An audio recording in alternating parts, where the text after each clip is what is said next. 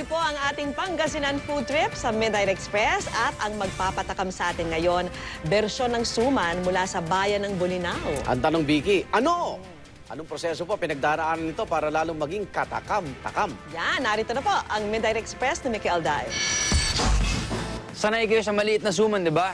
Ngayong gabi, ito yung kakainin natin. Kakaibang bersyon ng suman. Tara!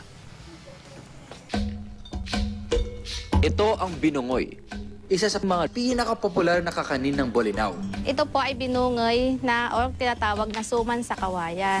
Minanap pa po namin sa lola't lolo ko po. Sa itsura, simple lang ang binungoy. Pero alam nyo ba na ibang klase ang proseso ng paggawa nito? Magdamag na binababad ang kaning malagkit, kinabukasan ilalagay ito sa kawayan. Lalagyan ng gata na may kaunting asin at saka tatakpan ng dahon ng saging. Ibabaon ang kawayan sa lupa, sisilaban ang magkabilang dulo nito. 3 oras itong pinapaikot-ikot sa apoy para lubusang masahe ang malagkit. Pero sisiguraduhin hindi masusunog ang kawayan, maging ang dahon ng saging.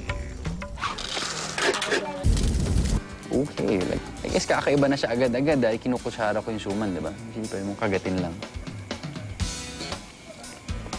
Hindi ko nalalasaan yung asin. Zero, as in walang alat. Pero very tasty siya.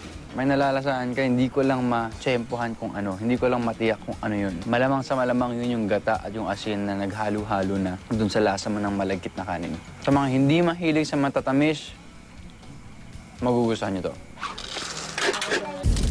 Panahon pa ng sinauna na maimbento ang binungoy ng ating mga lolo't lola sa Pangasinan. At patunay ang kasaysayan na mas sumasarap ang pagkakasaing ng kaning malagkit kapag isinasalang ito sa kawayan.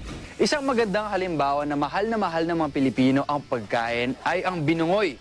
Simpleng malagkit na kanin, ngunit nga pakatagal ng proseso para lutuin. Ako po si Michael Daes. This is Midnight Express. Good night!